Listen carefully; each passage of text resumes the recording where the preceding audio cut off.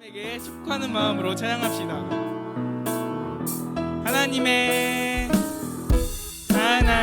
사랑이 당신의 삶 가운데 가득하기를 축복합니다.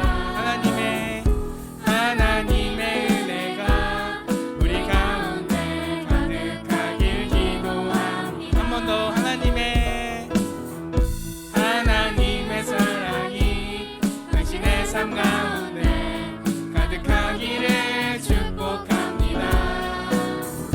하나님의 은혜가 우리 가운데. 우리 이번에 옆 사람을 향해서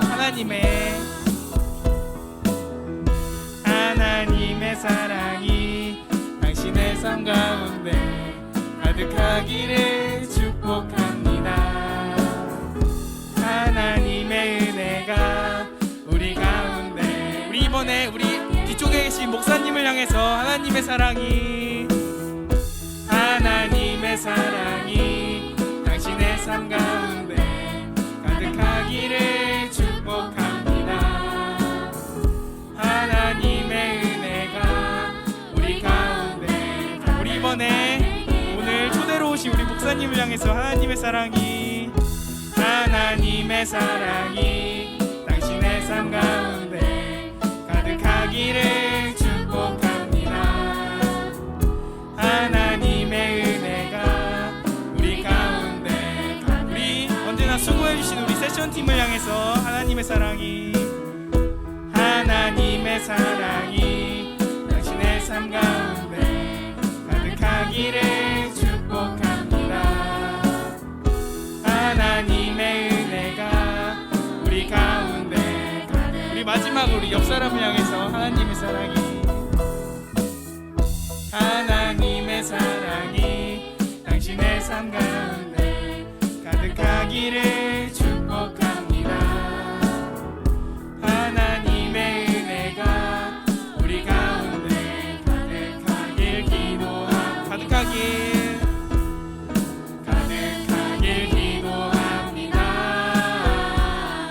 가득하길 기도합니다. 아멘. 우리 하나님의 사랑이 우리 옆 사람과 우리 온라인으로 드리고 계신 우리 모든 성도님들에게 가득하길 축복합니다. 아멘. 우리 다 함께 박수 치시면서 죄에서 자유를 얻게 함은 다 함께 찬양하도록 하겠습니다.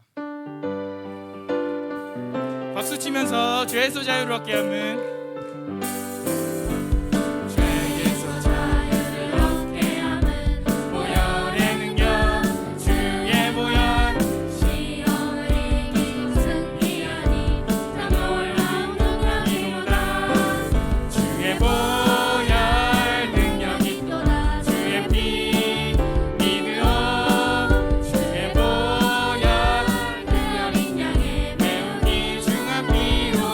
죄에서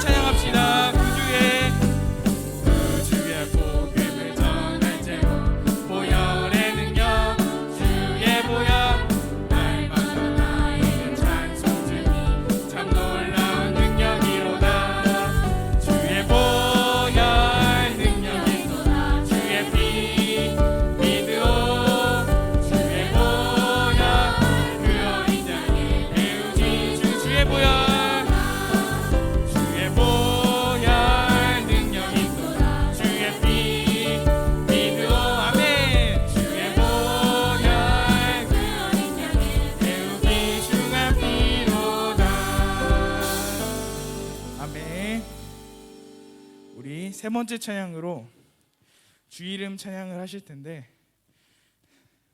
저는 사실 부끄럽지만 사람들에게 잘 보이고 싶고 주목받는 것을 좋아해서, 그래서 전도사님이나 간사님처럼 얼마나 멋있게 해서 성도님들에게 인정을 받을까라는 생각을 했습니다. 그런데 하나님은 저에게 말씀하시기를, 주영아, 너가 사람을 위해서 찬양하니? 이런 마음을 주셨습니다. 그 후로 저의 생각이 바뀌었습니다. 저는 찬양도 잘 못하고 율동도 잘 못하지만 제가 정말로 중요한 분만 찬양하기 원합니다. 여기 계신 성도님들과 온라인으로 계신 성도님들도 마음에 감동 오시면 일어나서, 아니면 다 함께 두 손 들면서 다 함께 기쁘게 주님을 찬양했으면 좋겠습니다. 우리 주 이름 찬양합시다. 아멘. 우리 주 이름 찬양합시다.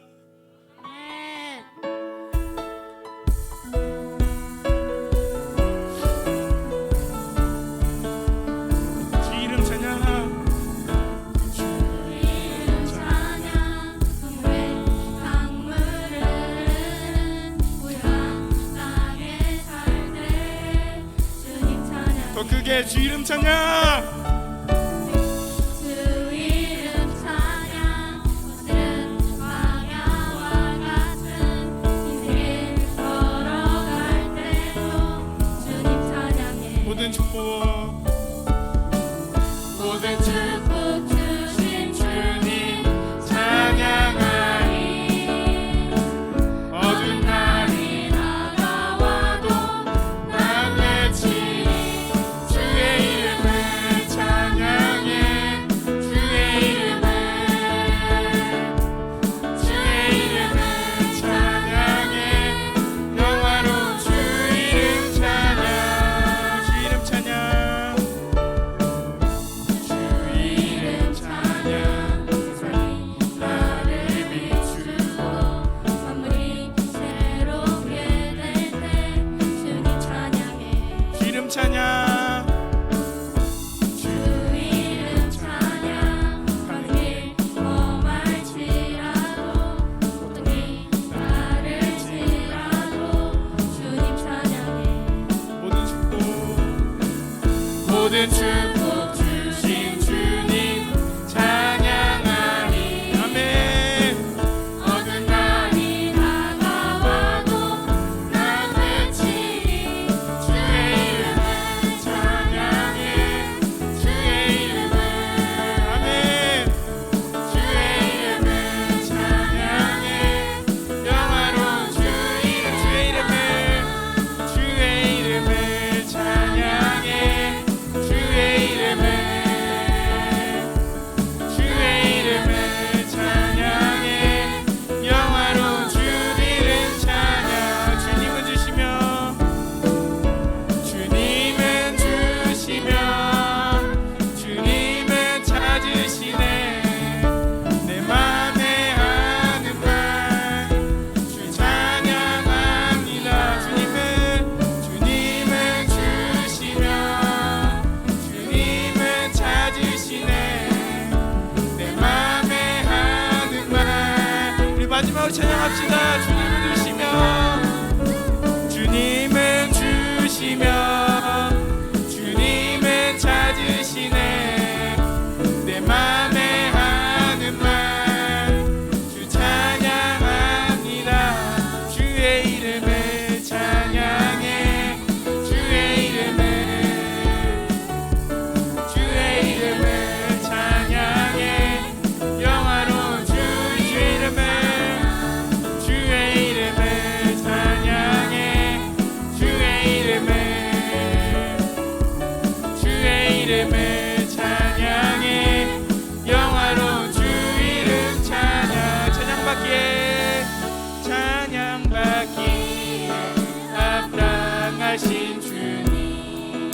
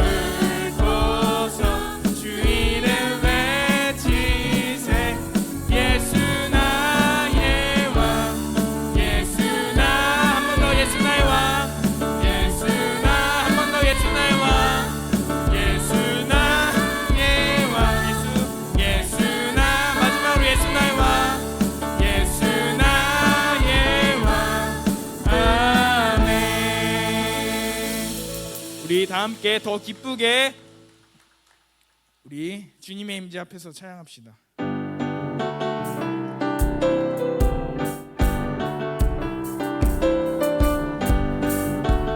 박수 치면서 주님의 임재 앞에서, 주님의 임재 앞에서 권능의 날개 다같이 아래서 그의 능하신 행동을 지금 보고 계십니다. 주님의 임재 앞에서, 주님의 임재 다같이 앞에서 권능의 날개 아래서 그의 능하신 행동을 주의 나라 주의 권세 찬양 주의 임하네. 모든 원수 굴복하네. 주의 임재 앞 아멘. 주의 나라 주의 권세 찬양 주의 임하네. 모든 원수 굴복하네. 내가 춤을 출 때 다윗처럼 춤을 추면서 전신으로 주를 즐거워하라. 모든 만물들아 찬양하라. 영원히 영원히 다윗처럼 춤을 추면서 전신으로 주를 즐거워하라. 모든 만물들아 찬양하라. 영원히 영원히 주님의 임재 앞에서 권능의 날개 아래서 그의 능하신 행동을 나 찬양해. 주님의 임재 다같이 앞에서 권능의 날개 아래서 그의 능하신 행동을 나 찬양해. 주의 나라 주의 권세 찬양 주의 임하네. 모든 원수 굴복하네. 주의 임재 앞 주의 나라 주의 권세 찬양 주의 임하네. 모든 원수 굴복하네. 내가 춤을 출 때 함께 기쁘게 다윗처럼 춤을 추면서 전신으로 주를 즐거워하라. 모든 만물들아 찬양하라. 영원히 다윗처럼 춤을 추면서 전신으로 주를 즐거워하라. 모든 만물들아 찬양하라. 영원히 그날에 우리 주님께서 함중에 찾아오신 때에 기름 준비된 천만이 단지 자리 들어가네. 그날에 우리 주님께서 함중에 찾아오실 때에 기름 준비된 천만이 단지 자리 들어가네. 내 안에 성령의 충만한 기름 내 안에 충만케 하소서. 내 안에 부어주소서. 성령의 충만한 기름 내 안에 충만케 하소서. 내게 기름 가득할 때 주의 복음 전할 수 내게 기름 가득할 때 주의 사랑 베푸네. 그날에 우리 주님께서 밤중에 찾아오실 때에 기름 준비된 천만이 잔치 자리 들어가네. 그날에 우리 주님께서 밤중에 찾아오실 때에 기름 준비된 천만이 잔치 그날에 우리 주님께서 밤중에 찾아오실 때에 기름 준비된 천만이 잔치 자리 들어가네. 그날에 우리 주님께서 밤중에 찾아오실 때에 기름 준비된 천만이 잔치 자리 들어가네. 아멘. 하나님께 영광 박수 올리겠습니다.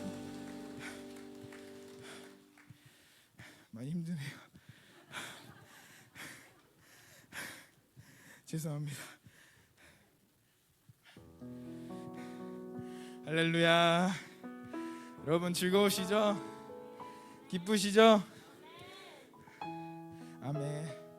하지만 세상을 살다 보면 우리가 우리의 마음을 어렵게 하고 우리의 마음을 지치게 하고 우리의 마음을 두렵게 하는 것들이 너무나 많습니다. 예를 들어서 학생분들은 공부로 인해서, 시험으로 인해서, 우리 가족 관계로 인해서, 우리 친구들의 관계로 인해서일 수도 있고, 우리 다른 분들은 또 우리 취업 문제, 우리 직장 문제, 우리의 건강으로 인해서 그럴 수도 있고, 마지막 우리 코로나로 이제 16만 명이라고 하네요. 16만 명인데 우리의 마음을 두렵게 하는 것들이 너무 많습니다. 여러분들은 그 두려움과 어려움이 있을 때 먼저 누구를 찾으시나요? 세상의 것들을 찾으시나요? 주님의 것들을 찾으시나요? 아멘. 하지만 우리는 너무나 나약해서 세상의 것들을 먼저 우선으로 찾을 때가 너무나 많습니다. 아이가 두렵고 어려울 때 누구를 먼저 찾죠? 바로 엄마, 아빠, 우리 부모님입니다. 이렇듯 우리도 두렵고 어렵고 힘들고 낙심할 때 있을 때 우리 누굴 찾아야 되죠? 우리 아버지, 우리 주님을 찾아야 됩니다. 아멘. 우리가 우리의 두려움, 어려움 모든 것 다 내려놓고 주님 앞에 나올 때, 주님만 의지할 때 주님은 우리를 위로해 주시고 안아주시고 우리를 앞으로 나갈 수 있게 새 힘을 주십니다. 우리 이 시간 주님 안은 안전합니다라는 찬양을 하실 텐데, 아실 수도 있고 모르실 수도 있는데 우리 다 함께 은혜되는 찬양임으로 우리 다 함께 찬양하도록 하겠습니다.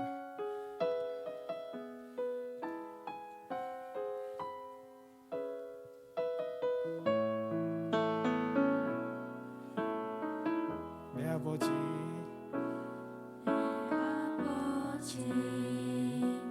그 품 안에서 내 영혼은 안전합니다. 주 손길로 내 삶을 안으시니 그 평강이 나를 덮습니다. 우리 한 번 더 찬양할까요? 내 아버지, 내 아버지 그 품 안에서 내 영혼은 안전합니다. 주 손길로 주 손길로 내 삶을 안으시니 그 평강이 나를 덮습니다. 나 비록 넘어지면 흔들리지만 주 내 안에 거하며 나를 붙드시니 내 생각을 내 생각을 주께로 돌리고 주시는 평강의 옷을 입습니다. 주 약속 안에서 주 약속 안에서 내 영혼 평안에 내 뜻보다 크신 주님에게 나 신뢰해 두려움 다 내려놓고 주님만 의지해 주 안에서 내 영혼 안전합니다. 다시 한번 내 아버지, 내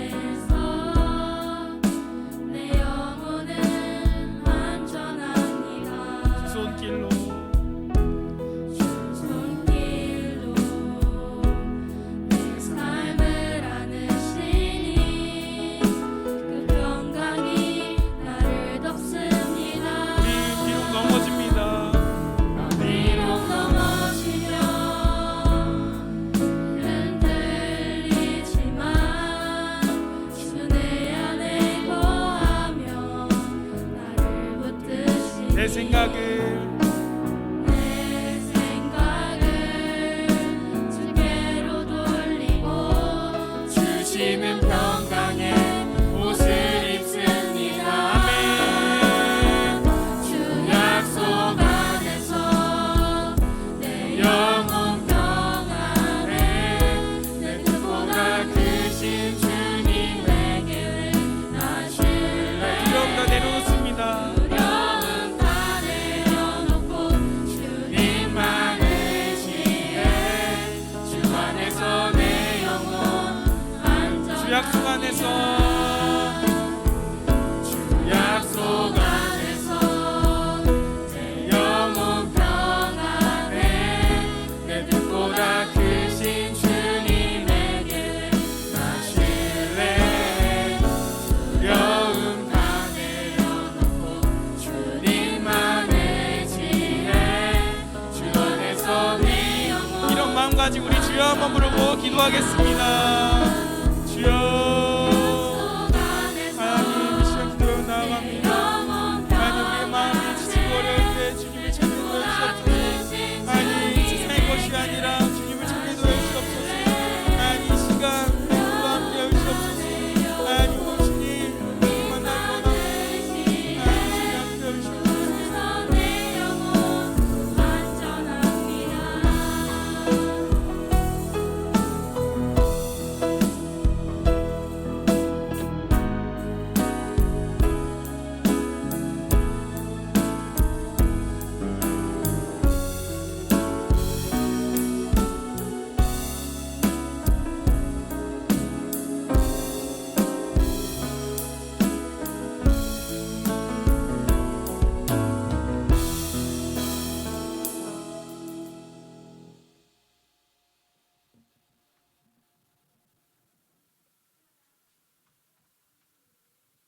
입니다.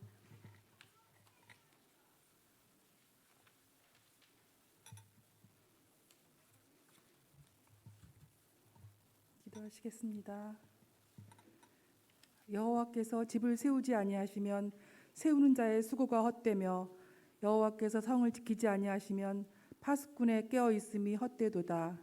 사랑과 은혜가 풍성하신 하나님, 저희들 먼저 주님의 자녀로 택하여 주시고 오늘 이렇게 속도들과 함께 캐나다 다비속 헌신 예배를 드릴 수 있도록 환경 허락하시고 헌신을 다짐하는 귀한 시간에 저희를 세워주심을 감사드립니다. 보이지 않는 작은 바이러스에 멈추지 않는 확산 가운데 사람들의 철저한 방어 노력과 계획도 완벽하지 않으며 저희들이 얼마나 약한 존재인지 깨닫게 하시고 더욱더 주님만을 바라보게 하시니 감사드립니다. 지구 반대편에서는 자국의 이익을 위해 작은 전쟁이 시작되었습니다. 어떤 이유에서든지 천하보다 귀한 한 생명도 전쟁으로 인해 다치거나 목숨을 잃지 않도록 주님께서 막아주시옵소서. 저희들을 굿모닝 교회로 불러주시고 같은 속도원이 되게 하심도 주님의 특별한 뜻이 있는 줄 압니다. 속도원들 위해 기도합니다. 가정적으로 너무 지쳐서 바로 설 힘조차 없는 속도원들에게 성령님께서 붙잡아 주시고 일으켜 주시며 성도들 만날 때마다 위로가 되고 쉼을 얻게 하여 주시고 육신의 어려움으로 성전에 못 나오는 속도원들에게는 속히 건강 회복시켜 주셔서 함께 나와 예배드릴 수 있도록 도와주시며 문제 있을 때마다 서로 중보기도 함으로 응답받게 하시어 아름다운 간증이 풍성한 캐나다 다비속 되게 하여 주시옵소서. 저희 속도원들 한 가정의 믿음의 어머니로서 본이 되고 저희들의 삶을 통해 하나님의 영광만 나타나게 하시옵소서. 믿음이 없는 가족들 믿음의 반석에 서게 하시고 예배를 소홀히 하는 가족들은 기쁨으로 예배의 자리에 나오게 하시며 또 연로하신 부모님들은 천국 가시는 그날까지 주 안에서 평안한 삶을 살 수 있도록 도와주시옵소서. 특별히 저희 캐나다 다비 속에서 돕고 있는 이근권 선교사님을 위해 기도합니다.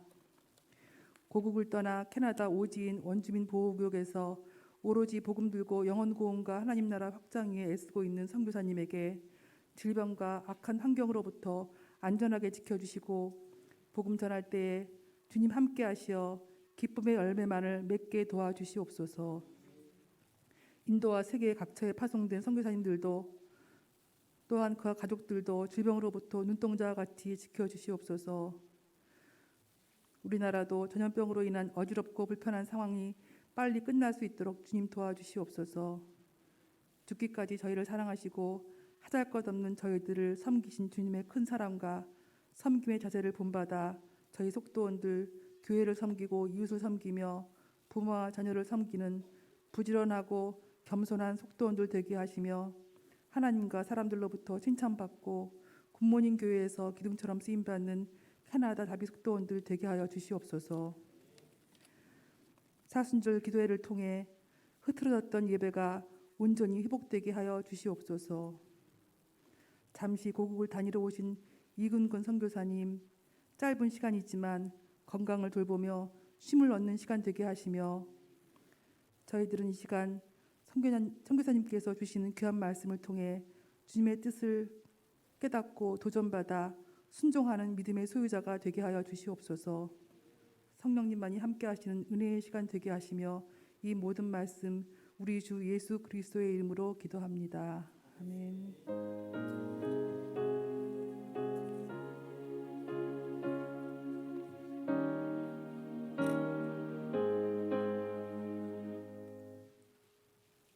다 함께 찬송가 408장 찬송하겠습니다.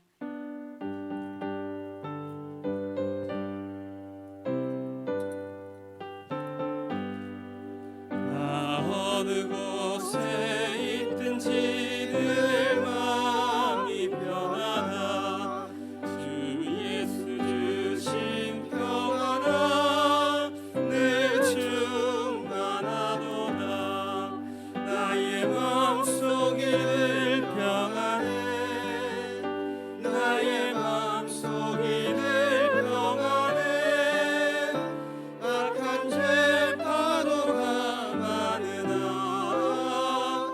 마음이 늘 평안해 내 맘에 솟는 영생수 한없이 흐르니 목마름 다시 없으며 늘 평안하도다 나의 마음속이 늘 평안해 나의 마음속이 늘 평안해 악한 죄 파도가 많으나 마음이 늘 평안해 참되신 주의 사랑을 영원치 못하네 그 사랑 내 맘 여시고 소망을 주셨네 나의 마음속이 늘 평안해 나의 마음속이 늘 평안해 악한 죄 파도가 많으나 마음이 늘 평안해 주 예수 온갖 고난을 내 몸소 당했나 주 함께 고난 받으면 멸류관 없겠네 나의 마음속이 늘 평안해 나의 마음속이 늘 평안해 악한 죄 파도가 많으나 마음이 늘 평안해 오늘 우리에게 주시는 하나님의 말씀은 마태복음 4장 18절에서 22절 말씀입니다. 신약성경 4페이지에 있습니다. 김영신 집사님 나오셔서 성경 봉독해 주시겠습니다.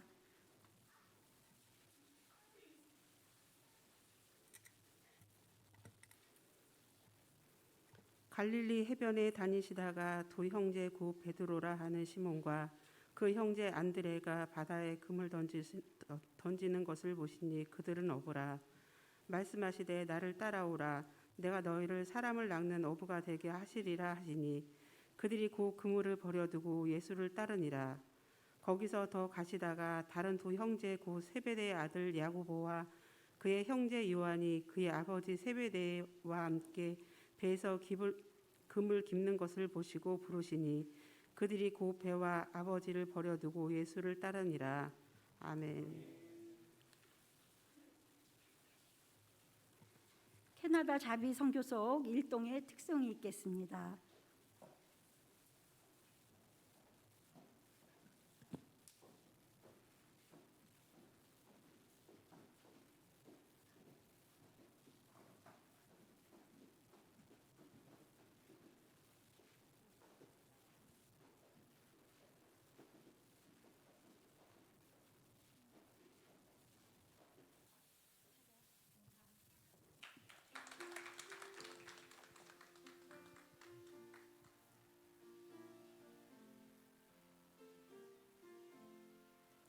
내 영혼이 은총 입어 중한 죄지 벗고 보니 슬픔 많은 이 세상도 천국으로 가도다. 할렐루야 찬양하세. 내 모든 죄 사함받고 주 예수와 동행하니 그 어디나 하늘나라. 주의 얼굴 뵙기 전에 멀리 뵀던 하늘나라. 내 맘속에 이뤄지니 날로 날로 가깝도다. 할렐루야 찬양하세.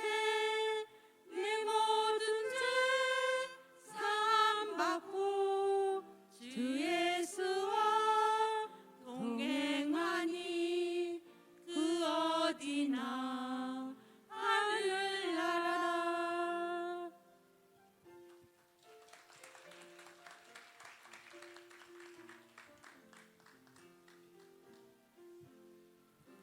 높은 산이 거친 들이 조막이나 궁궐이나 내 주 예수 모신 곳이 그 어디나 하늘나라. 할렐루야 찬양하세. 내 모든 죄 사함받고 주 예수와 동행하니 그 어디나 하늘나라.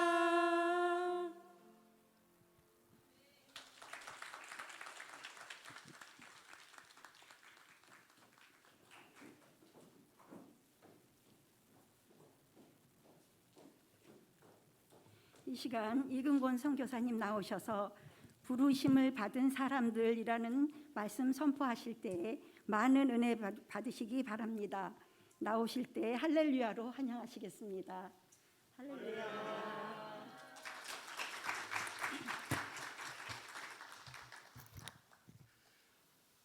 제가 늘 존경하는 우리 이종범 목사님 교회에서 여러분들도 뵙고 싶었었습니다. 근데 이렇게 여러분 만날 수 있는, 오랜만에 만날 수 있는 기회를 허락해 주신 하나님께 감사하고요. 또 초대해 주신 우리 목사님과 여러분들께도 감사의 마음 전하겠습니다. 여러분, 우리 말씀 전하기 전에요, 저번에 와서 말씀 전했을 때는요 사진 없이, 영상만 없이 했더니 많은 분들이 궁금해하시는 것 같아요. 그래서 제가 오늘은 간단하게 캐나다에 관련된 영상물, 선교지에 대한 영상을 준비했거든요. 잠시 보시고 우리 함께 말씀 나눌까요?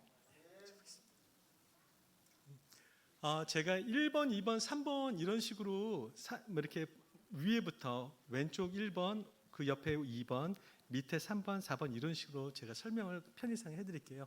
지도 보이시죠?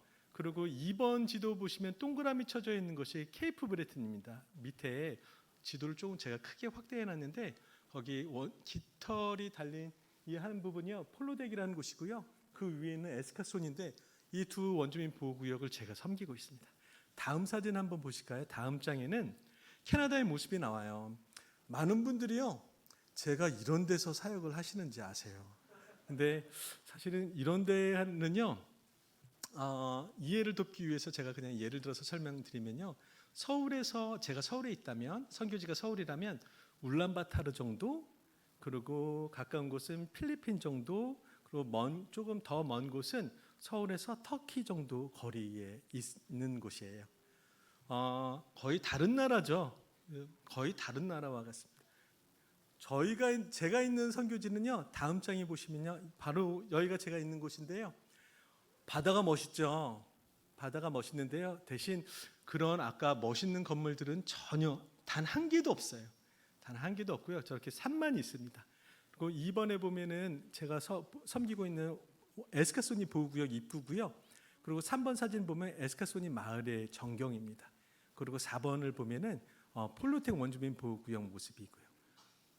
백인마을도 저와 별로 다를 바 없어요. 4번 사진과 제가 살고 있는 동네도 저렇게 비슷합니다. 다음 사진 한번 보시겠어요? 우리는 눈이 많습니다. 보통 제가 있는 쪽은 좀 약간 섬의 서부 쪽인데요. 북부 쪽으로 올라가면 높은 산이 있거든요. 강원도처럼요. 그래서 팬 현상이 있어요. 그래서 눈이 저렇게 많이 옵니다. 2m, 많게는 3m씩 오고요. 2번 사진 보면은 사람들이 그러면 눈을 어떻게 치우나 궁금하시더라고요. 저렇게 치우는 건데요. 지금 눈 속에 지금 큰 트럭이 있어요. 큰 트럭이 이런 식으로, 그래서 밑에서 빨아 올리고 윗 깎아내리고 이러면, 그리고 빨아 올려서 옆으로 이렇게 던집니다. 그래서 길을 내고요. 밑에 보면 우리 3번 사진은 우리 동네 주민이 찍은 사진인데 인터넷에 올라와 있더라고요. 그래서 인터넷에서 제가 다운로드해서 올렸고요. 4번 사진은요, 제가 저희 집에서 창문을 향해서 찍은 사진인데요. 저희 겨울은 6개월 정도가 겨울인데요. 거의들 이렇습니다. 그러니까 우울증 걸리는 사람들이 많이 있어요. 다음 장 한번 보시겠어요? 원주민들이 제일 궁금해하고 있는 내용인데요. 어떤 내용이냐면요. 제가 한번 읽어볼게요. 난 지금 종교 박해를 피해 유럽을 탈출해서 여기에 왔어. 이제 너가 내 종교를 안 믿으면 내가 널 죽일 거야. 이 말이 원주민들은 이해를 못해요. 종교 박해를 피해서 온 사람들이 자기 종교를 안 믿으면 죽인다고 해서 많은 원주민들을 박해했잖아요. 또 원주민들이 이해 못하는 내용이 있는데 뭐냐면요. 사랑이 하나님이라면서 맨날 하는 얘기예요. 저에게 사랑이 하나님이라면서, 왜 사랑이 하나님이 그 하나님을 믿는 사람들이 우리를 잔인하게 학살하게 내버려 두셨어. 구원자 예수님이라면서, 아니 구원자 예수님을 믿는 제자들이, 예수님의 제자들이 우리를 다 이렇게 학살할 때 왜 구원자 예수님은 구원자이시면서 가만히 계셨어? 라고 맨날 저에게 하는 질문이거든요. 늘 원주민들의 마음에 품고 있는 생각입니다. 다음 사진 한번 보시겠어요? 네, 1번 사진은요. 학살한 거 이외에도 기숙학교라는 그런 인종 말살 정책이 있었거든요. 이게 끝난 지가 오래전에 시작했었는데 끝난 지가 1998년입니다. 여러분 잘 아시죠? 1998년도에는 김대중 대통령이 집권하던 시절이거든요. 그러니까 불과 얼마 안 됐던 거죠. 1998년이 이런 일이 끝났던 해입니다. 두 번째 사진은 기숙학교 모습이고요. 세 번째 사진도 기숙학교의 모습인데요. 아이들을 저렇게 가둬두면서 아이들을 문명화시킨다고, 개화시킨다고 그렇게 했던 때의 사진입니다. 밑에 4번 사진은요. 그때 피해자 할머니가 증언을 한 건데 어떤 내용이냐면요. 잘 안 보이시죠? 어떤 내용이 들어있냐면요. 신부 그때 당시에 로마 캐톨릭이 60% 이걸 담당했고 성공회가 30%를 담당했고 나머지는 개신교가 담당을 했거든요. 장로교랑 연합교회랑 감리교랑 담당을 했습니다. 감리교회도 조금이지만 안타깝게도 함께 이 일에 참여를 하게 됐었어요. 그런데 거기 사진을 보면 무슨 내용이 있냐면요. 신부의 아기를 뵌 원주민 아이들이 많았어요. 어린 아이들이요. 그러니까 신부의 아기를 뵈니까 그걸 숨겨야 되잖아요. 그러니까 원주민 아기가 아기를 낳으면, 신부의 아기를 낳으면 그거를 핑크 보자기에다가, 이쁜 핑크 보자기에다 싸고 바로 캐나다에는 화목난로라고 나무 떼는 난로, 큰 난로가 있거든요. 함께 그거에서 요리도 할 수 있는 그런 난로가 있는데 옛날의 전통 난로 중이에요. 거기 안에다가 그냥 난로 문을 열어서 아기를 집어던졌다는 그런 얘기입니다. 그래서 자기가 수녀를 도우면서 옆에서 요리를 하고 있었을 때 그런 일이 벌어진 것을 증언하는 건데요. 자기가 분명히 아기의 우는 소리도 난로 안에서, 불타는 난로 안에서 아기 우는 소리도 들었고 아기 살 타는 냄새도 나는 맡았다고 그런 증언이 있고요. 그 옆에 있는 사진은요, 에스카소니에 그때 저희가 섬기고 있는 에스카소니, 저번 몇 달 전의 사진이거든요. 그때 생존자 할머니세요. 에스카소니도 그렇고 제가 또 섬기는 폴로덱 보호구역도 이때 생존자 할머니들이 아직도 많이 계세요. 왜냐하면 1998년도에 끝났으니까요. 다음 장 한번 보겠습니다. 그 원주민들 학살한 거에서 제가 섬기는 폴로덱 보호구역에서 509가 넘는 원주민 유해가 발견됐어요. 그래서 그 원주민 유해가 발견된 곳에 너무 화가 나서 원주민들이 불을 질렀습니다. 저렇게 불타고 있는 모습이고요. 폴로덱 보호구역 밑에 사진은 3번 사진은요. 여러분 저게 뭘까요? 사탕 같아 보이죠? 애들이 먹는 캔디 같아 보이는데 저게 마약이에요. 애들이 하는, 중고등학교 애들이 하는 마약입니다. 환각제인데요. 더 무서운 거는 애들이 저거를 가루로 빻아갖고요, 친구 도시락에 집어넣어요. 그러면 그 물통이나 다른 도시락 음료수통에다, 주스통에다 집어넣으면 그거를 먹고 막 해롱해롱 되면 그걸 보고 막 킥킥대면서 좋아하고 재밌어하고 그러거든요.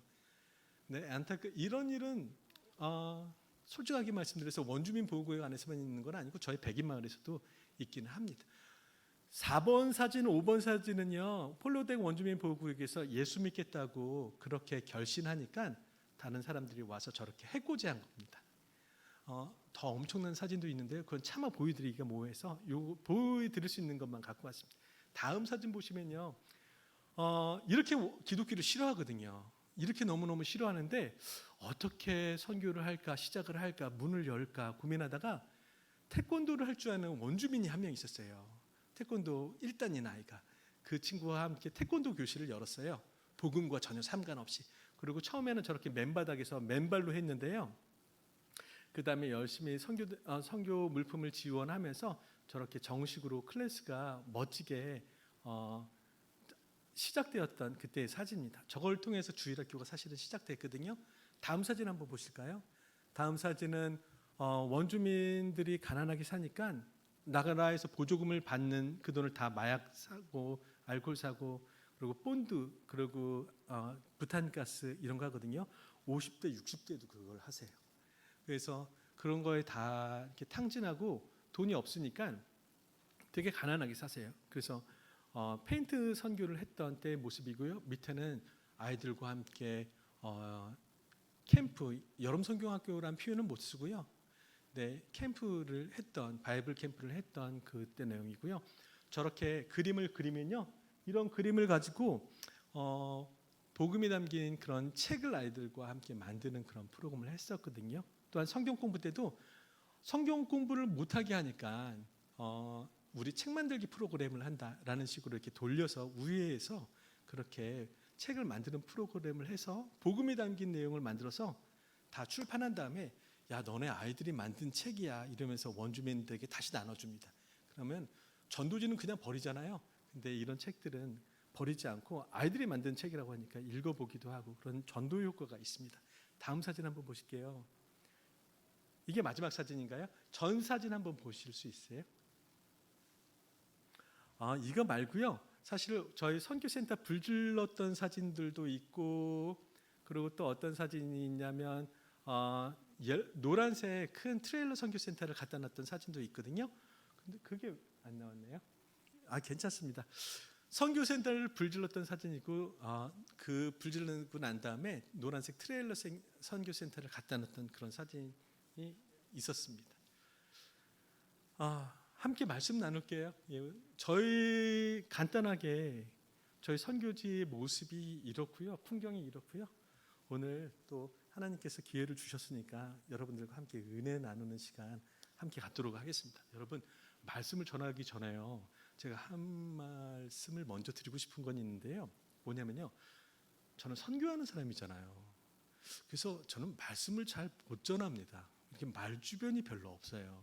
그래서 저는 제가 생각하기에 하나님께서 야 너는 강단에서 말씀 전하는 게 너는 안 되니까 그게 안 되니까 너는 저 시골에 가서 몸으로 뛰는 일을 해라. 라서 보냈다고. 그래서 그렇게 시골로 보냈다고 저는 생각하거든요. 혹시나 제가 말씀을 잘 못 전하시더라도 여러분들 이해해 주시기 바랍니다.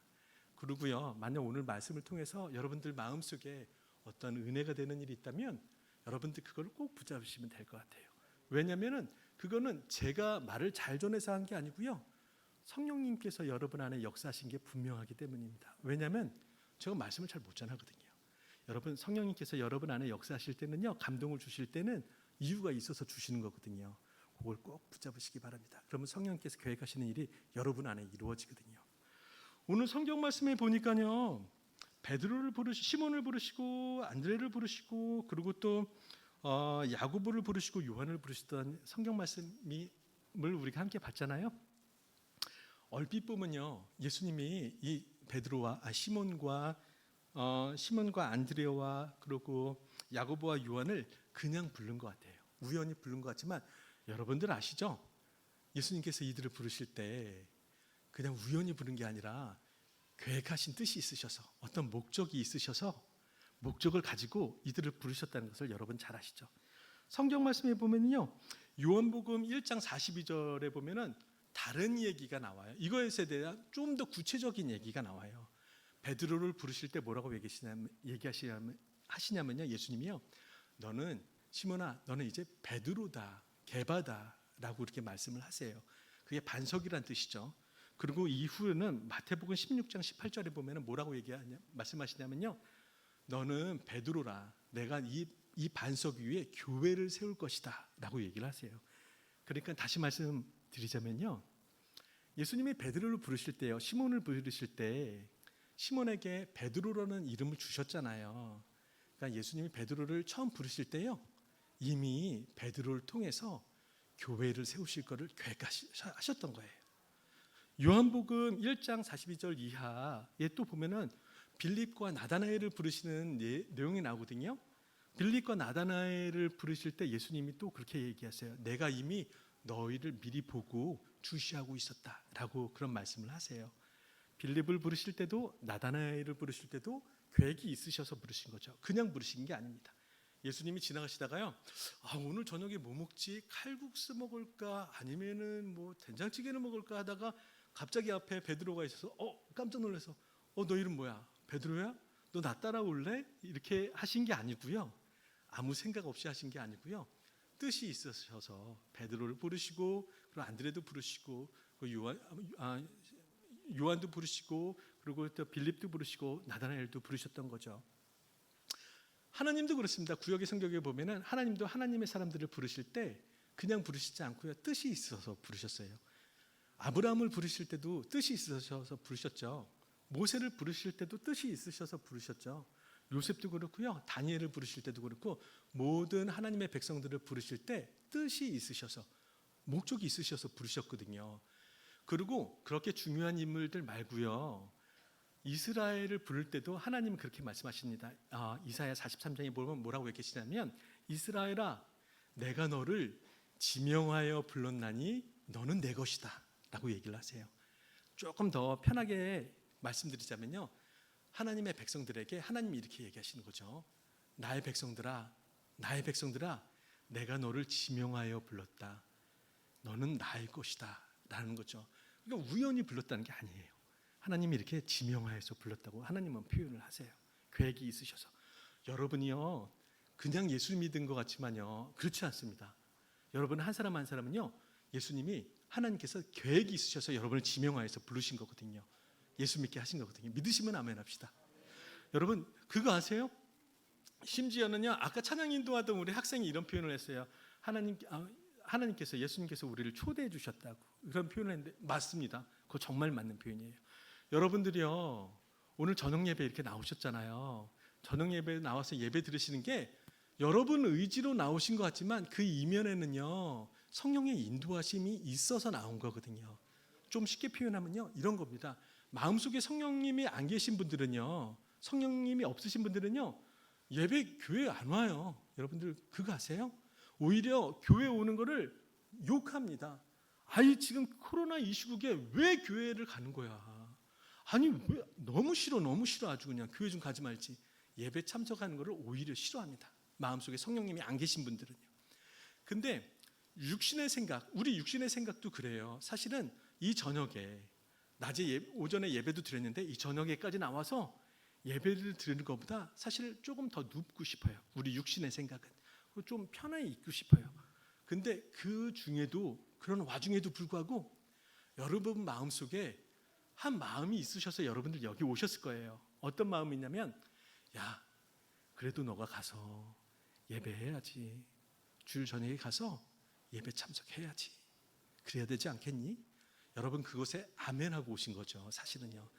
여러분들 사실은 여러분이 여기 계신 것 같지만 사실은 그 이면에는 성령님께서 여러분을 여기 인도해 주신 겁니다. 뜻하신 바가 있으셔서 여러분을 여기서 이끄신 거죠. 여러분을 부르신 거예요. 12 제자도 부르시고요. 하나님의 백성들을 부르시고요. 여러분들도 사실은요 다 부름받은 사람들입니다. 부름받은 이유가 있어요. 여러분들을 부르신 이유가 있어요. 왜냐하면 여러분들을 축복해 주시려고, 여러분들을 정말 놀라운 행복, 여러분들에게 놀라운 행복을 주시려고, 기쁨이 충만한 삶을 주시려고 여러분을 부르셨다는 사실입니다. 여러분 행복하고 싶으시죠? 행복을 싫어하는 사람들은 아무도 없습니다. 모두 행복하고 싶어요. 그래서 안 아프기를 원해요. 건강하게 해달라고 기도하죠. 그리고 풍요롭게 해달라고 기도해요. 행복하고 싶어서. 그리고 시련, 고난 안 겪고 꽃길만 걷게 해달라고 많은 사람들이 그렇게 원해요. 행복하고 싶어서. 여러분 근데 잘 아시죠? 시련, 고난 없이 꽃길만 걷는 것, 이런 거 세상에 없다는 것.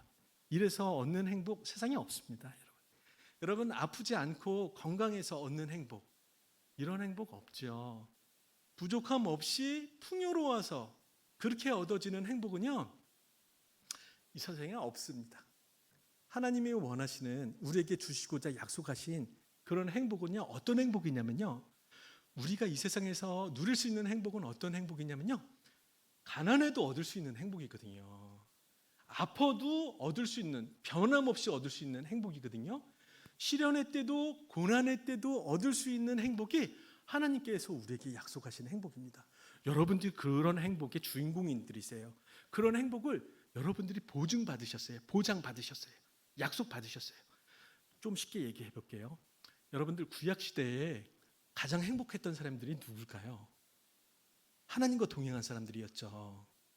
아브라함도, 그리고 요셉도, 다니엘도 가장 행복했던 사람들이죠. 왜냐하면 하나님과 동행해서. 근데 아브라함이 부족함이 없었나요? 부족함이 없어서 100세의 아들을 얻었나요? 그때 당시에는 자손을, 그리고 많은 자손이 번창하는 게 가장 큰 축복이었거든요. 부족함이 없어서 100세의 아들을 얻었을까요? 아니죠. 아브라함도 부족함이 많았습니다. 아브라함도 늙고 병들었고요. 아브라함도 시련의 때를 겪었습니다. 요셉도 시련의 때를 겪었고 다윗도 시련의 때를 겪었죠. 여러분 다윗과 요셉이 겪은 시련에 비하면 우리는 정말 힘들어요 이런 얘기 꺼내지도 못할 정도로 비교가 안 되는 시련이죠. 그들도요 다 시련 때도 겪고 꽃길만 겪은 건 아니거든요. 근데 그들은 정말 행복한 사람이었죠. 예수님의 시대 때는 어땠을까요? 예수님의 시대 때 가장 행복했던 사람들은 어떤 사람들이었을까요? 예수님과 동행하는 사람이었죠. 그러면 예수님께서 부활 승천하시고 하늘나라에 올라가시는 이후에 그 이후에 가장 행복한 사람들은 누굴까요? 지금 우리들은 어떤 사람이 가장 행복한 사람들일까요? 성령님과 동행하는 사람이 가장 행복한 사람이죠. 왜냐하면 예수님께서 우리에게 약속하신, 하나님께서 우리에게 약속하신 성령을 우리에게 보내주시고 우리가 우리 안에 계신 성령님과 함께 동행하는 삶을 사니까요. 여러분 우리는 정말, 여러분들은 행복한 사람이에요. 행복한 사람이고요. 여러분 또 기쁨이 충만한 삶을 살 것을 보장받은, 약속받은 사람들입니다. 여러분 정말 기쁜 사람들이세요. 왜냐면요 하나님 살아계시잖아요. 하나님은 살아계시니까 하나님을 경험하고 하나님의 역사를 경험하고, 그리고 어제도 경험하고 또 오늘도 하나님의 역사를 경험했어요. 그러면 얼마나 기쁘겠어요. 그럼 또 앞으로는 어떤 하나님의 은혜를 또 경험하게 될까, 기대가 되시잖아요. 사실 하나님을 섬긴다는 삶은, 하나님을 섬기는 사람은 어떤 사람이냐면요, 어제도 하나님의 역사를 경험하고 오늘도 하나님의 역사를 경험하고, 앞으로는 하나님이 나를 위해서 어떤 은혜를 베푸실까, 나를 어떻게 놀랍게 인도하실까, 가슴이 벅찬, 너무 설레이는, 듣기만 해도 너무나도 행복한 그런 삶을 사는 것이 하나님의 계획이거든요. 이것 때문에 하나님이 우리를 부르신 거거든요. 예수님이 우리를 부르신 거거든요. 근데 여러분, 현실은 어떻습니까? 이런 행복을, 기쁨을 누리면서 사시는 그리스도인들이, 교인들이 많지 않은 게 현실이죠. 사실은요. 그렇죠? 왜 그럴까요? 왜 그럴까요? 왜냐하면 한마디로 말씀드리자면요, 예수님의 부르심에 우리가 쫓아가지를 못하는 겁니다. 하나님의 인도하심에, 예수님께서 우리를 부르셨는데 우리가 예수님을 쫓아가지를 못해요. 하나님께서 우리를 부르셨는데 하나님을 쫓아가지 못해요. 하나님의 인도하심을 발견하고 그걸 잘 쫓아가야 우리가 행복할 텐데, 그 기쁨을 누릴 텐데 그러지를 못하는 겁니다. 하나님의 인도하심을 발견하고 쫓아가는 방법이 있습니다. 첫 번째는요, 너무 길으니까 간략하게 설명할게요. 첫 번째는 뭐냐면요, 말씀을 통해서 우리가 하나님의 음성을, 어떤 분은 음성을 듣는다고 표현하고요, 동일한 말로 음성을 듣는다고 하면 신비주의 같고 좀 거부감이 나시는 분들은 이렇게 이해를 하시면 될 것 같아요. 성령의 감동을 붙잡는다, 성령의 감동을 받는다라고 이해하셔도 좋을 것 같아요. 말씀을 통해서 성령의 감동을 받죠. 하나님의 음성을 듣습니다. 그리고 또 두 번째로는 뭐냐면요, 기도를 통해서 성령의 음성을 듣죠.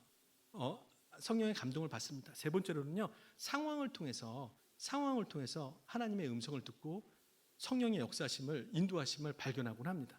첫 번째 말씀을요, 여러분들 너무나도 마음이 막막하시고 고민되는 문제가 말씀을 읽다가 단칼에 해결되시는 그런 경험을 하실 때가 있죠.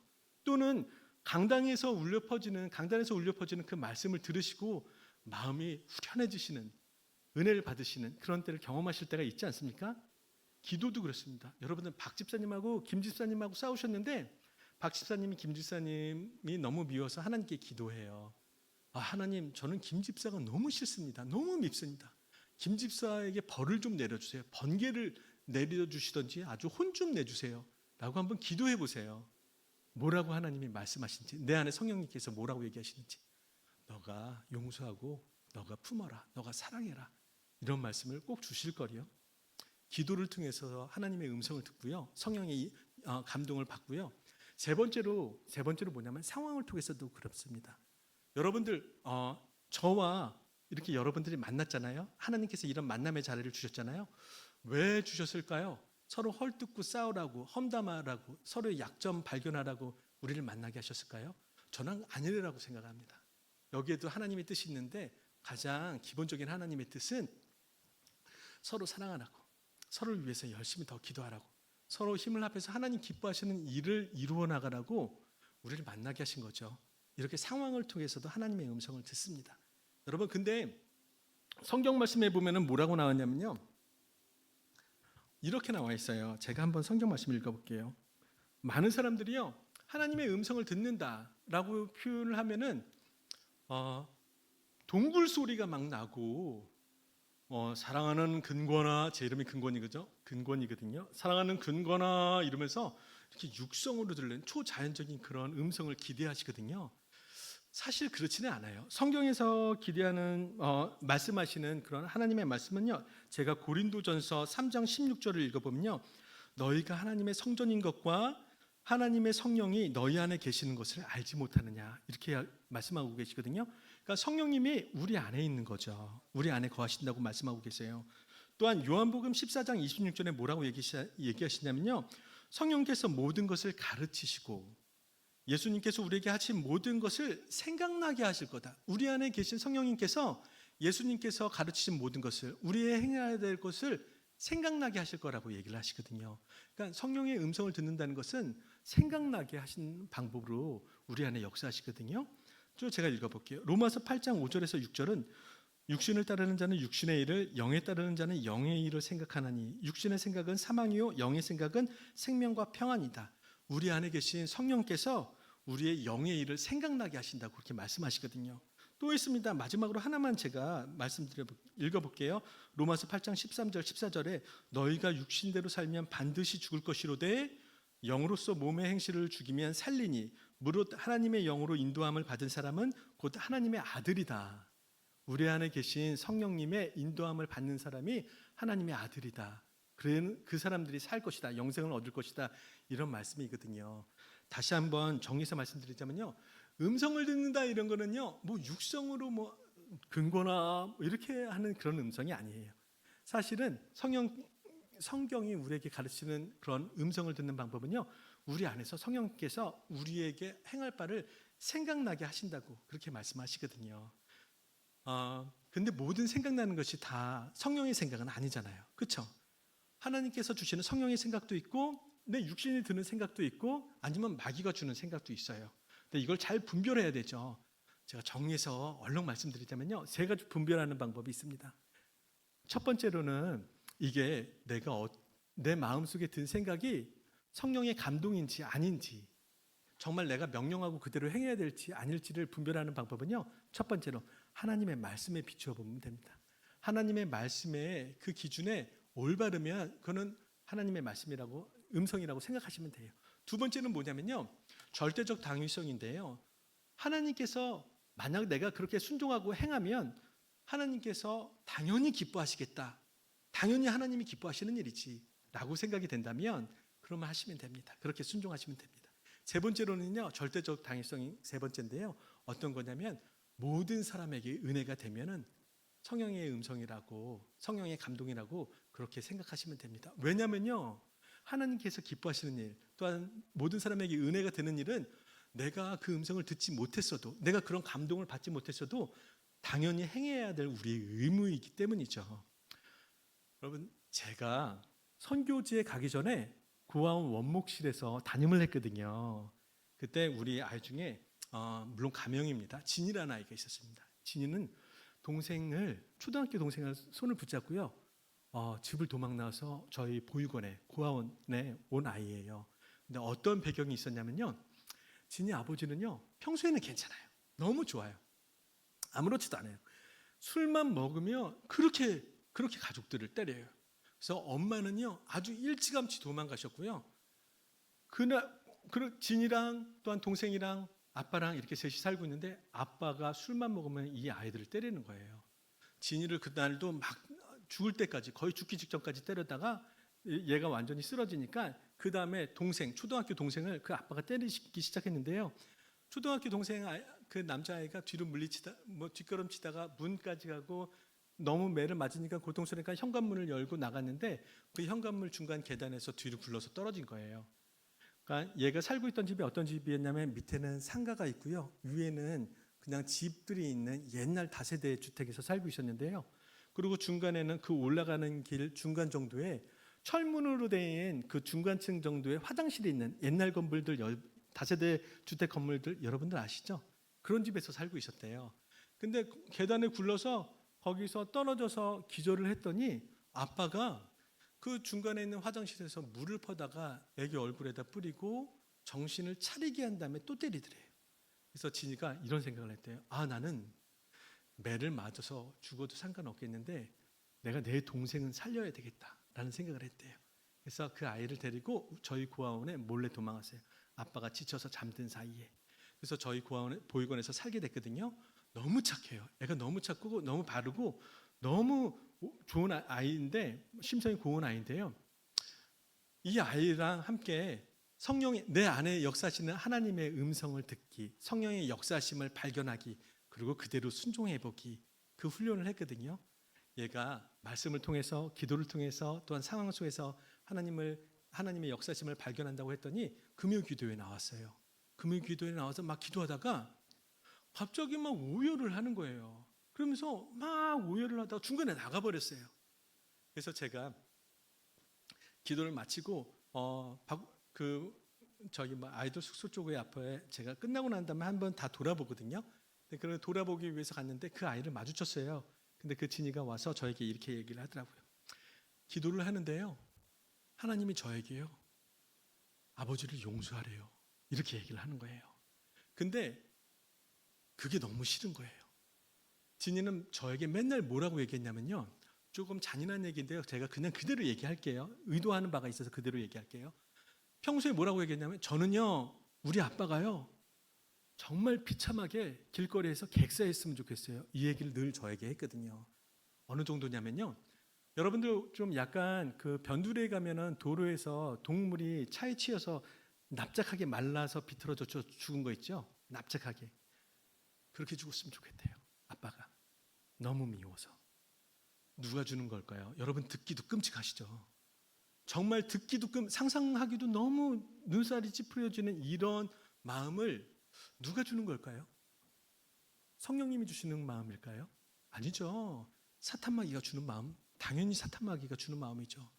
사탄마귀가 주는 마음도 있고요. 진이 마음속에 육신이 주는 마음도 있어요. 어떤 마음이냐면 난 도저히 용서 못해. 나는 아빠를 도저히 용서하지 않을 거야. 죽을 때까지 용서하지 않을 거야. 난 평생 아빠를 미워하면서 살 거야. 라는 그런 마음은 진이 육신이 주는 그런 당연한 생각이겠죠. 그런데 기도를 했더니요.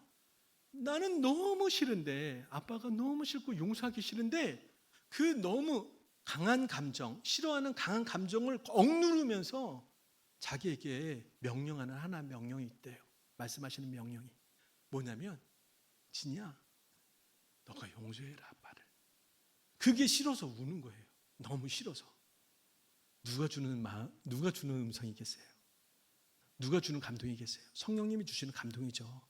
의심할 수가 없는 감동이죠. 그래서 진이에게 제가 얘기했습니다. 진이야 너 있잖아. 그 감동을 꽉 잡아야 돼. 그리고 딱 한 번만, 내가 너 마음 알아. 용서하기 너무 힘들지. 딱 한 번만 용서해봐. 나는 죽었습니다. 나는 정말 나의 생명의 주인은 예수님이고 나의 모든 감정의 주인도 예수님이고 나의 모든 결정권은 예수님에게 있습니다. 라고 딱 한 번만 해보자. 딱 한 번만 해보고 딱 한 번만 용서해봐. 딱 그 성령의 감동에 순종만 한 번만 해봐. 그리고 다음번에 그러면 성령님께서 너에게 또 다른 감동을 주실 거야. 그럼 그거 딱 한 번만 더 잡아. 그러면 또 성령님께서 너에게 또 다른 감동을 주실 거야. 그거 한 번만 더 잡아.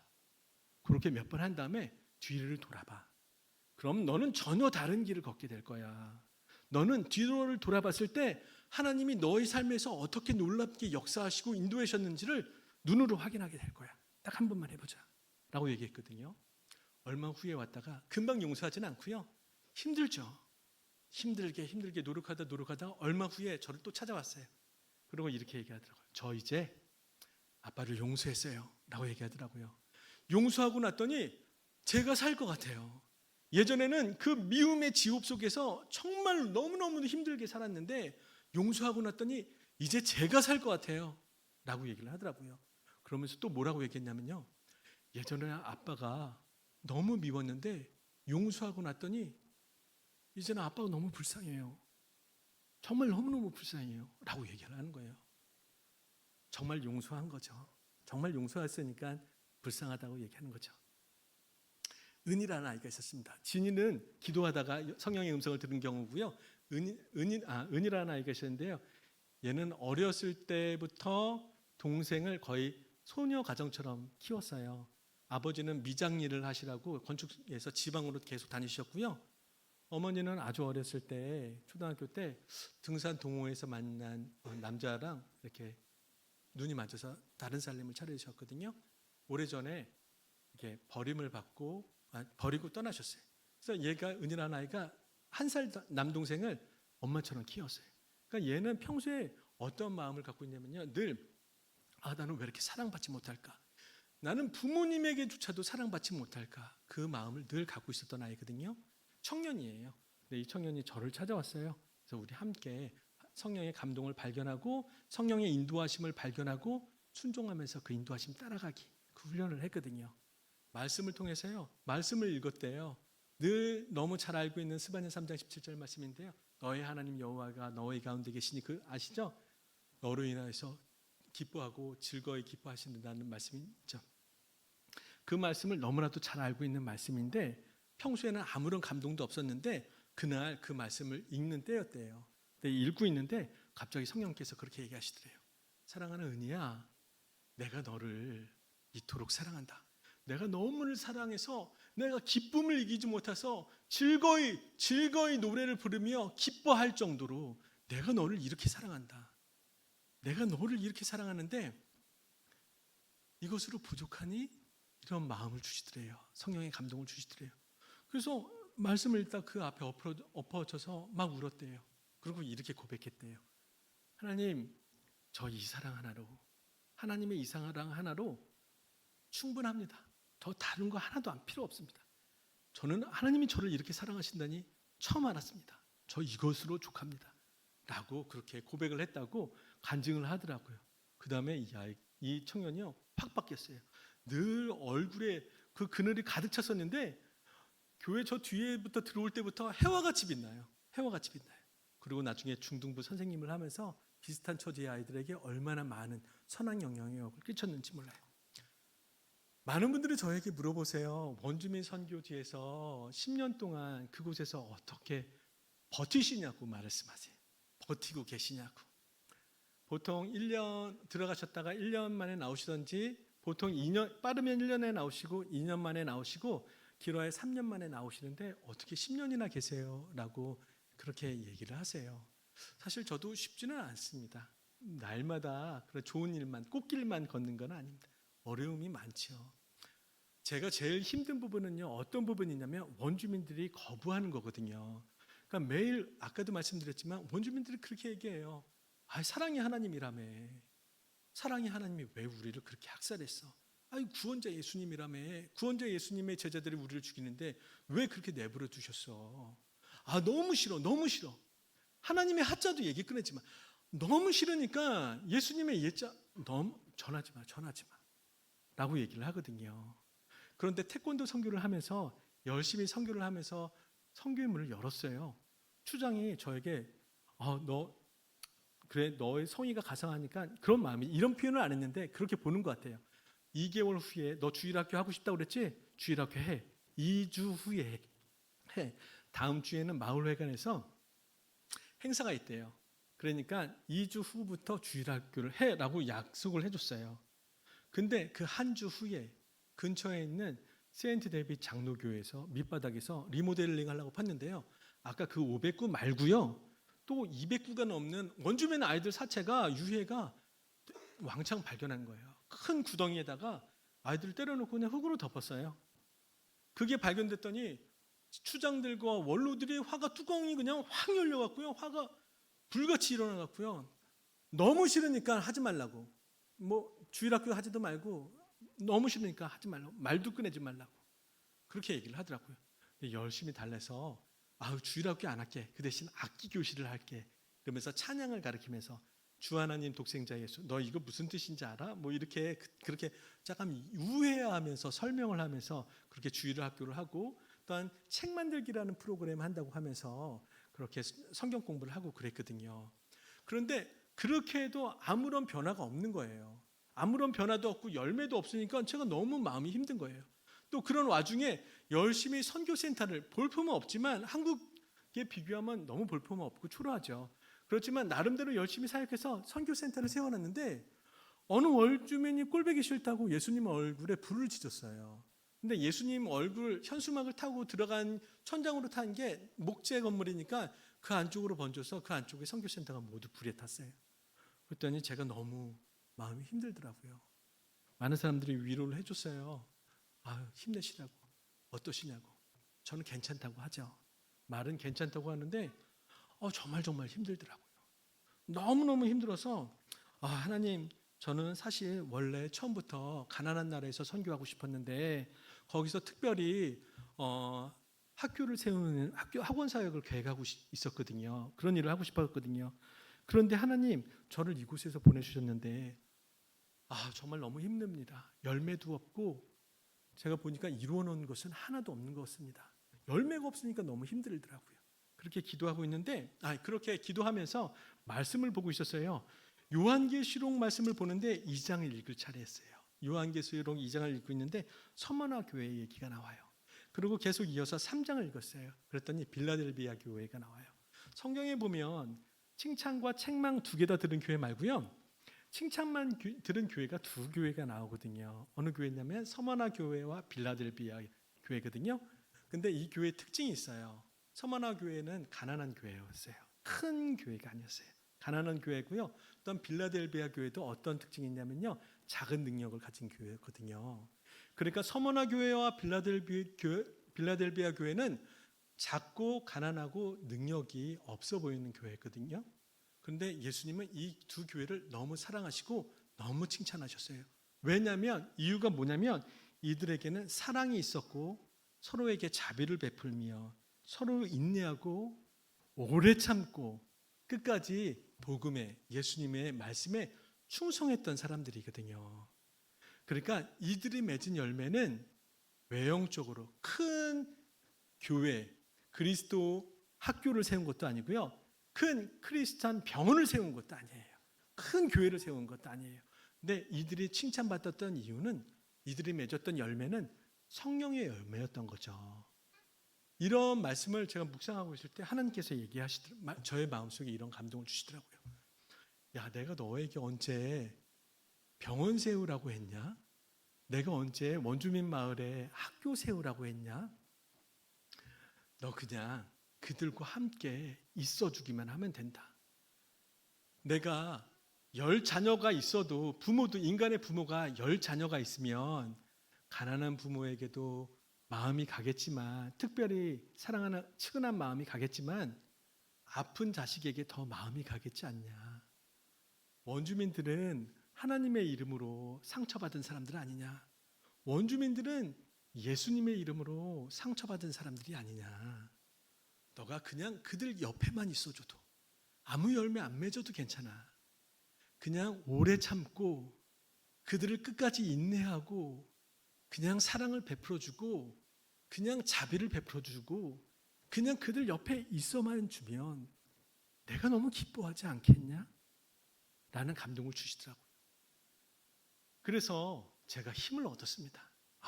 아멘. 하나님, 제가 정말 옮기려고 했거든요. 선교지를요. 내 마음을 고쳐잡고요.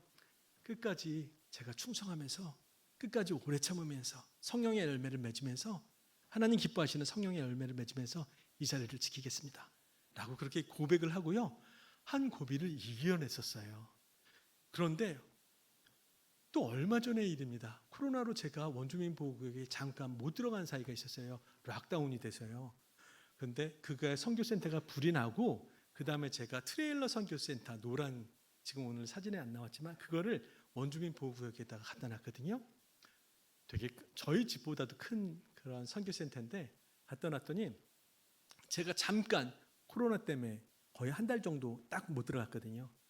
그 사이에 어느 원주민이 가장 저랑 친한 원주민인데 그 원주민이 그 트레일러 선교센터를 팔아서 드셨어요. 뭐라고 표현해야 되죠? 그래서 팔아서 이익을 챙겼어요. 저건 마음이 너무 아프더라고요. 너무 마음이 힘들어서 그냥 입술로는 기도할 때마다 하나님, 저 A거든요. 엘렌이에요. 엘렌이거든요. 이름은 엘렌을 제가 용서했습니다.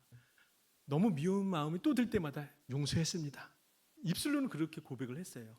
그러면서 어느 날 성경을 읽었어요. 순서대로 성경을 말씀을 읽을 때인데 어떤 차였냐면요. 마가복음 1장 2절에 22절의 말씀을 읽고 있었는데요. 어떤 내용이 나오냐면요. 여기에 귀신이 예수님을 보고 예수님께 소리쳐 예수님께 나와서 엎드려 예수님께 간구하는 내용이 나옵니다. 뭐라고 하냐면요. 나사렛 예수여, 우리가 당신과 무슨 상관이 있나이까? 우리를 멸하러 왔나이까? 나는 당신이 누구인지 아노니 하나님의 거룩한 자니이다 라고 고백을 합니다. 또한 마가복음 5장 6절 7절 말씀에 보면 군대 귀신이요 예수님을 보고 이렇게 소리질러 외칩니다. 예수님을 보고 달려와 절하며 큰 소리로 부르짖어 이르되 지극히 높으신 하나님의 아들 예수여, 나와 당신이 무슨 상관이 있나이까? 원하건대 하나님 앞에 맹세하고 나를 괴롭히지 마옵소서 라고 고백하는 내용이 나오거든요. 여러분 아시죠?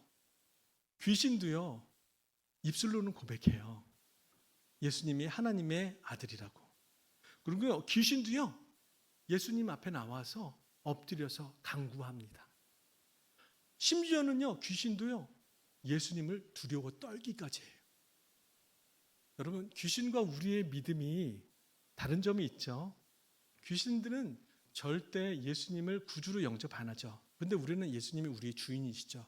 우리의 삶의 주인이시고 우리의 생명의 주인이시고, 그래서 우리는 우리 주 예수님의 명령에 순종하면서 예수님을 따르는 삶을 살잖아요.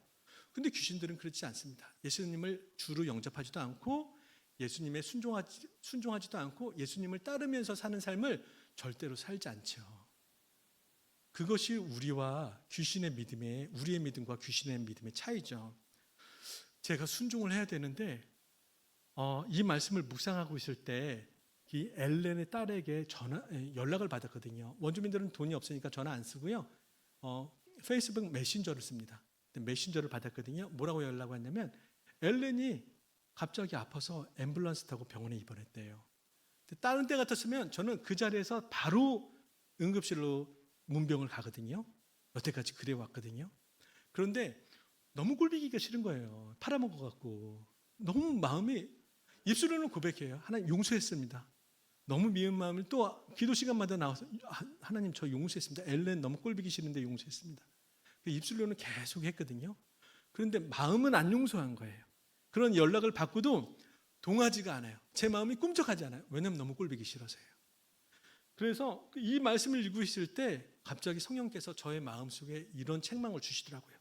야고보서 2장 19절의 말씀에 뭐라고 나왔냐면요, 야고보 사도가 믿음이 있다고 입술로만 고백하고 행함이 없는 사람들에게 이렇게 책망하죠.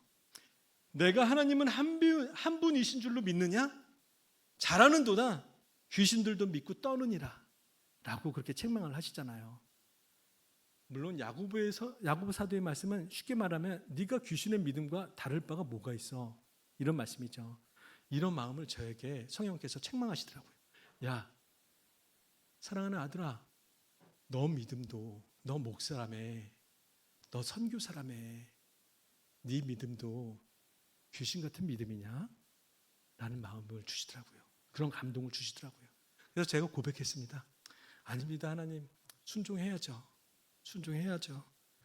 라고 고백하고, 그 다음날 다른 때보다 더 많은 선물, 더 좋은 과일 바구니, 더 푸짐한 선교 물품을 준비해서 다음날 엘렌을 찾아가서 축복해주고 기도하고 문병하고 위로하고 그러고 돌아왔습니다. 그게 며칠 전의 일이거든요.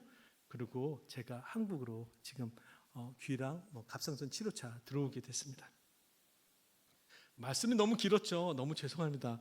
말씀을 정리하면서요, 여러분 다른 거는 다 잊어버려도요, 우리 꼭 요 한 가지만 마음에 새기고 돌아갔으면 좋겠습니다. 어떤 말씀이냐면요, 여러분 이렇게 생각하시는 분들이 있으세요. 아니, 하나님의 뜻이면 이루시겠지 라고 얘기하시는 분들이 많으세요. 아니, 하나님의 뜻하시면 뭐 이루시겠지 라고 하시는 분들이 많은데 안 이루어집니다. 그러면 하나님의 뜻은요, 순종할 때 이루어집니다. 하나님은요, 아브라함을 뜻해서 부르셨거든요. 만약 아브라함이요 나갈 바를 알지 못하고 안 나갔다면요, 아브라함은 믿음의 조상이 되지 못했습니다. 하나님이 모세를 뜻해서 부르셨거든요. 만약에 모세가 아멘하고 지팡이 한 자루 들고 출애굽시키러 애굽으로 가지 않았다면 하나님은 모세를 통해서 출애굽을 시키지 않으셨습니다. 여러분, 시리아의 군대 장관 나아만이 7번 요단강에 가서 요단강 물로 씻지 않았다면, 끝까지 고집 부리고 끝까지 고집을 꺾지 않고 그렇게 순종하지 않았다면 나아만 장군은 문둥병 치료를 못 받았죠. 하나님의 뜻이 있어도 문둥병 치료를 못 받았습니다. 여러분들, 하나님의 뜻은요, 우리가 순종할 때 이루어지거든요. 여러분, 하나님은요, 우리를 통해서 놀라운 행복과 기쁨의 삶을 준비하고 계세요. 그런데 우리가 그걸 누리지 못하는 이유는요, 우리의 하나님의 인도를, 우리 안에 역사하시는 하나님의 인도를 발견하지 못하기 때문입니다. 그리고 발견해도 순종하지 않기 때문입니다. 여러분들 꼭 성령의 역사하심을 발견하고요, 여러분들 우리 한 번만 순종해 봅시다. 그러면 성령께서 한 번 더 또 역사해 주실 거예요. 그러면 또 그거 한 번만 더 붙잡아 봅시다. 내 고집은 어떨지, 나는 너무 기분은 어떻고 내 고집은 어떨지 몰라도요, 여러분 우리 고집 딱 한 번 꺾고 기분 꺾고 딱 한 번만 더 순종해 봅시다. 그러면 성령님께서 또 한 번 더 역사해 주실 거예요. 그러면 그렇게 한 번씩 몇 번만 해봅시다. 그리고 여러분 우리 뒤를 한번 돌아봅시다. 그러면 여러분의 삶을, 저의 삶을 하나님께서 어떻게 놀랍게 이끄셨는지, 어떻게 살아계신 하나님께서 우리의 삶을 이끄시고 계신지 확인하실 수 있으십니다. 그런 놀라운 은혜를 누리시는 저와 여러분이 되기를, 그렇게 승리하는 삶을 사시는 저와 여러분이 되기를 간절히 소망합니다. 기도하겠습니다. 사랑의 하나님, 너무 고맙습니다. 너무나도 입술이 둔하고 그렇게 자격이 없는, 능력이 없는 종을 통해서 하나님의 말씀을 전하게 해주시니 주님 너무나도 고맙습니다. 하나님, 능력이 없는 종, 잘못 전했던 것들, 하나님 성령님의 역사심으로 그 모든 허물들을 덮어주시고 우리 모두에게 하나님의 놀라운 은혜만 가득할 수 있도록 우리를 축복하여 주시고 인도하여 주시옵소서. 하나님, 우리의 부족함을 도와주셔서 날마다 우리가 성령의 인도하심을 발견하고 그것 붙잡고, 또한 또 발견하고 또 그것 붙잡고 또 발견하고 또 그것 붙잡고, 그렇게 살아가서 날마다 하나님의 역사하심이, 하나님의 뜻하신 그 놀라운 계획들이 우리 삶 속에서 이루어지는 그 놀라운 축복을 경험하며 사는 저희들이 될 수 있도록 우리 삶을 축복하여 주시고 인도하여 주시옵소서. 예수님 이름으로 기도드리옵나이다. 아멘. 아멘.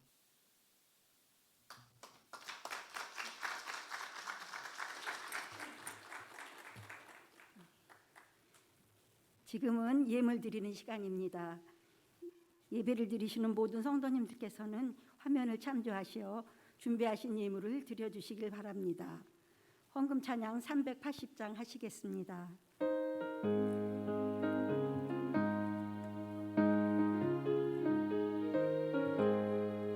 나의 생명 되신 주 주님 앞에 나아갑니다. 주의 흘린 보혈로 정케하사 받아주소서. 날마다 주를 찬송하겠네. 주의 사랑 줄로서 나를 굳게 잡아내소서. 괴로운 세상 지낼 때 나를 인도하여 주소서. 주를 믿고 나가면 나의 길을 잊지 않겠네. 날마다 주를 찬송하겠네. 주의 사랑 줄로서 나를 굳게 잡아내소서. 세상 살아갈 때에 주를 더욱 사랑합니다. 밝고 빛난 천국에 나의 영혼 들어가겠네. 날마다 주를 찬송하겠네. 주의 사랑 줄로서 나를 굳게 잡아내소서.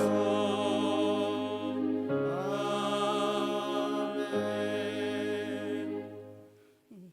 담임 목사님께서 나오셔서 광고와 헌금 기도 및 축도해 주심으로 캐나다 자비 선교석 헌신 예배를 마치겠습니다.